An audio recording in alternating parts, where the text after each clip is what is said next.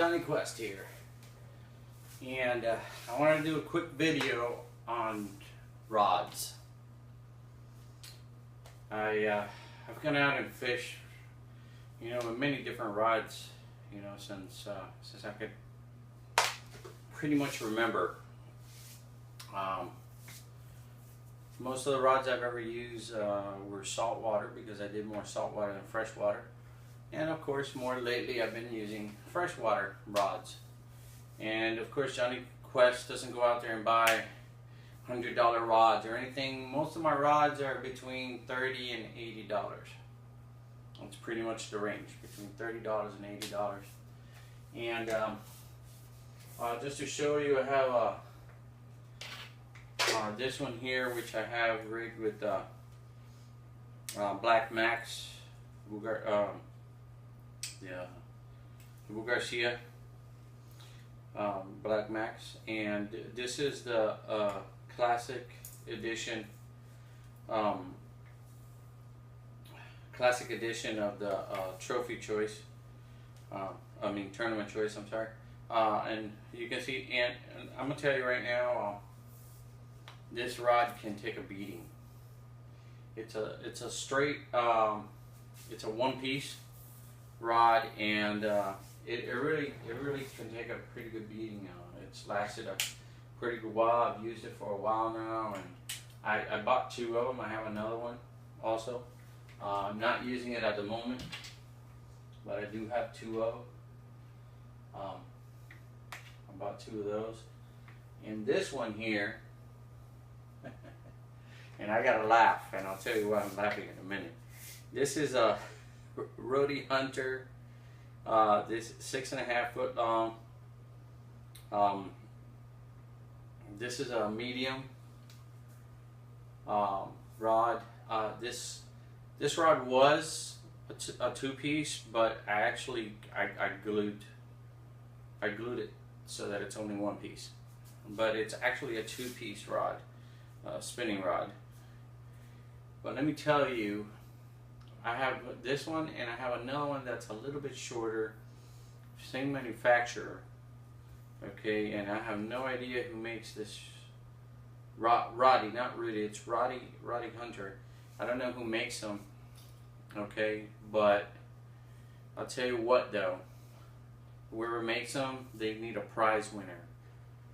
Because Susan, with this rod, has caught a 7-pound catfish with it. And the rod, it casts really good. Never had any issues. We've had it for over 5 years, probably more. That's estimating. At the current moment, I swapped over the Shimano reel that I normally had, and I put it on here.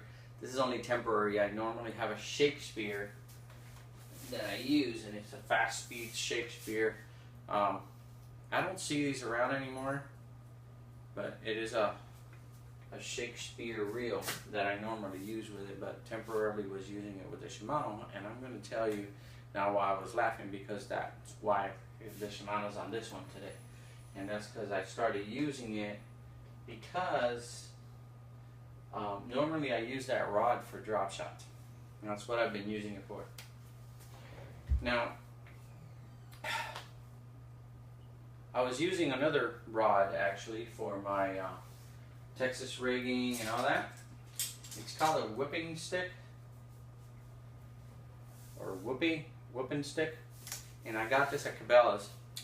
And this is not a two-piece rod, obviously. Well, it is, but it isn't. This is another one that I glued, by the way. There's where it's glued right there, and you can see what happened here.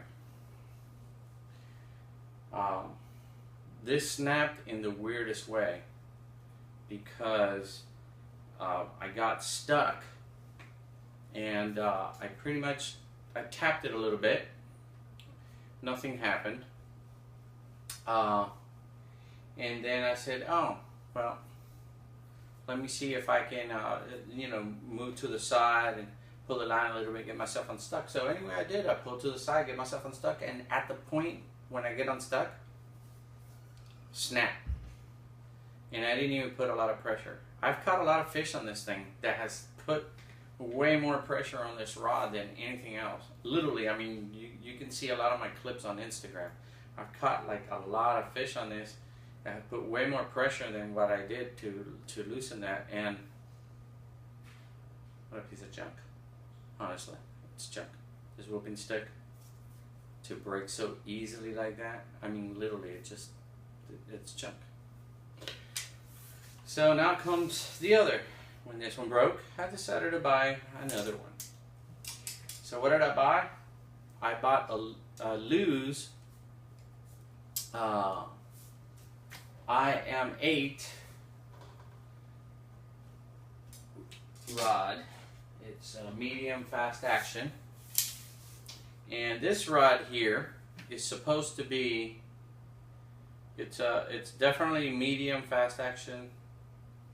Okay, definitely a lot stronger rod than the whooping stick, but it doesn't have the flexibility that the whooping stick has. The whooping stick is a lot more flexible. Even in my cast, they don't call it a whooping stick for nothing. It really like whoosh, it's like a whip when you throw out. And mostly I just use it for Texas rigging, same as I was using this. Now this rod is actually, you know, the design for this rod mostly, this speed stick, by the way, they mainly made it to operate shaky heads and stuff like that because it's so rigid, you know, that it's good when you're sitting there just shaking, you know, and you want that little tip is the one that will be like moving. And this had a fast tip, obviously, as you can see it here. Okay, very easily. I didn't even have to put a lot of effort on there. But guess what? Now, I want to tell you this. This broke off today after catching a 7-pound bass. I think what happened is the stress cracked the tip here as I was reeling the fish in, which it should have not have done that on a 7-pound fish. This rod can hold up to 12 pounds of pressure, and so, in other words, you could be pulling a 12-pound bass and it shouldn't have broke, but yet, now it didn't break when I brought the bass in. I'm going to tell you how it broke, and that's the really funny part. It broke on the cast, not on the load, on the cast. That means that, and here's the thing. I'm using I think that's a 3/8 ounce sinker with a 4/0 hook and a beaver type bait. Okay, and all I did was like literally, I pulled it back and just went, and when that bait went forward, it hadn't even landed in the water yet when the rod literally just went and broke off. So I think when I caught the bass, it had already weakened the rod. And when I finished the cast of the Texas Rig 3/8 ounce lure, which I was using, a little beaver lure, bam, dead rod. I was so disappointed with this, and I'm going to tell you what, I'm not even going to bother to try to ask for the warranty. I was on the Lew's even less, because I'm reading, and this handle's amazing. I mean, I really was happy with it. So that's why I'm so disappointed about it, because I was happy with it, and now it's like, I'm disgusted with it. And I got it on a pretty good special over at Walmart. Yeah, bought it at Walmart. But here's the thing. I've done some reading and some research, and I've looked at really expensive rods. I was looking at $100+ in rods, from all kinds of avenues or whatever. And then now comes the real part of this conversation. After analyzing different companies that make different rods, including Abu Garcia, Favorite, St. Croix, Daiwa, I believe is how you pronounce their name, and some really, really good and expensive brands. Daiwa is one. And believe it or not, Daiwa came in second place.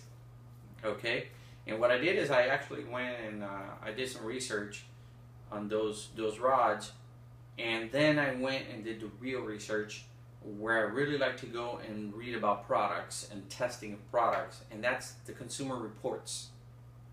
Okay, if you guys haven't actually ever, read reviews from people using them, always do your research with those people that actually test the product.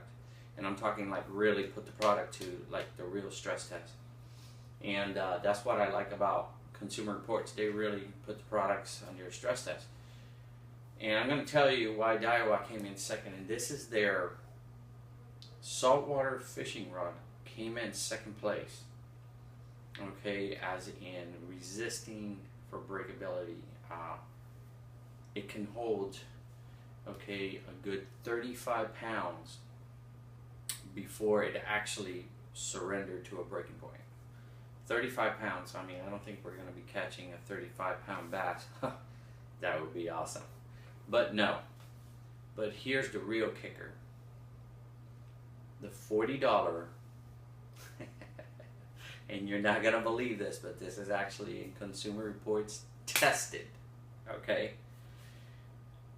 The $40 Ugly Stik, one-piece Ugly Stik, 6 foot, tested and didn't break. Not only did it test it good, but it didn't break because they stopped the test at that because it exceeded way over what it was designed to do. Okay? The Ugly Stik GX2, one-piece, 6 foot rod. Okay? And this is a spinning rod we're talking about. We're not talking about bait casting. We're talking about spinning rod at 50 pounds. Unload. It did not break. Did not weaken the rod. And they stopped there because it exceeded way, way over. And so they stopped the test there at 50-pound load, and it still didn't break. And it came at number 1. The Daiwa saltwater one, I can't remember the model right now off the top of my head. If not, I would tell you guys. But I wanted to share this with you because that's going to be my next rod for, using it for Texas rig. But pretty much, I'm so disappointed with the lose. And the warranty is good. But the fact that you have to pay for the shipping both ways, why? And I've only used it twice. 2 times I've used that rod. 2 times. While the whipping stick, which was a cheaper rod, I only paid like $29.95 or something like that over at Cabela's for the whipping stick. Man, I caught so many fish on that thing. But, it broke.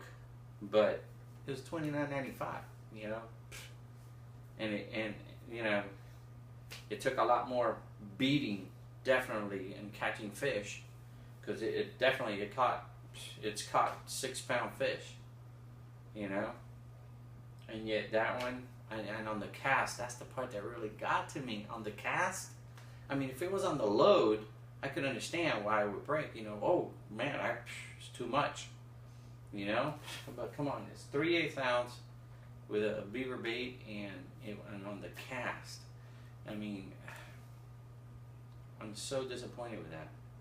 But anyway, wanted to share that with you. That's going to be my next rod that I'm going to be using. I wanted to give you just a little bit of insight about rods real quick, because I know a lot of folks out there, you have hundreds of dollars to be spending on rods.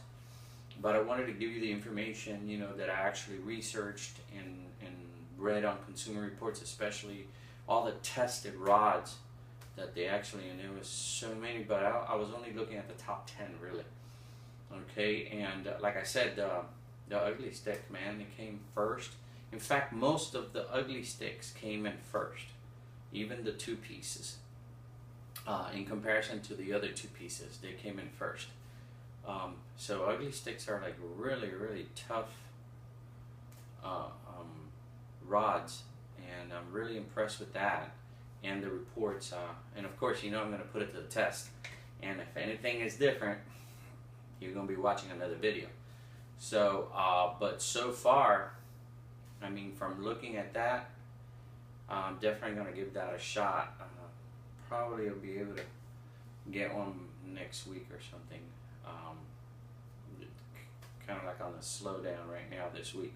But anyway, still working on some other stuff. I got so many videos that I'm putting together, and wanted to throw in something important in there, you know, that you guys could actually, you know, benefit from. And one of the things is definitely, you know, what rods are out there, and the fact that you don't got to spend a lot of money to have a good rod. There are very good rods out there that are under $100. By the way, favorite rods actually are pretty durable in the expensive world. They were quite up there. They were within the top 10, by the way. Not that I'm affiliated with Favorite or anything like that, but if I ever do buy an expensive rod, that will be a consideration for me anyway. The Daiwa rod, but that was their salt water. I haven't really paid attention to much of any of their other rods, but that was within the first 10, so I wanted to mention that.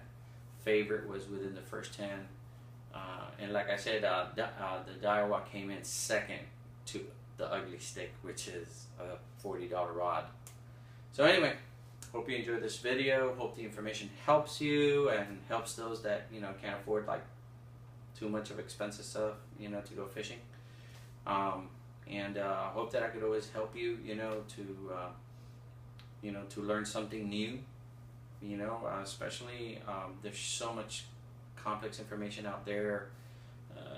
You know, how do you fish this? What do you use for that? What do you, you know, I am thinking of doing a video based on different lures, but I want to be more specific, you know, on fishing them. A lot of people are confused as to how to fish something, and that's because everybody has different styles of wanting to fish and all that. But I'm going to narrow that down, by the way, when I do talk about that. Like I said, when I do make the video, you will see it. I will be more specific as to what the bait was designed to be used as, regardless of what style people have or want to use. How is it designed to be used? That's what I really want to bring up, because baits are designed by bait designers to be used in a certain way, and that's, to me, is more important than any style that I want to use. Because I could like try to, you know, I could get a crankbait right now and jerk it, but it's not jerkbait. So again, I will be specific as to what is the bait designed to be used as, and when I do talk about that. So anyway, stay tuned. Hope you enjoy this video. Share with family and friends. Most important, share with family and friends. Okay, so that everybody can benefit and enjoy, you know, these short videos that I make. For the moment, Johnny Quest out.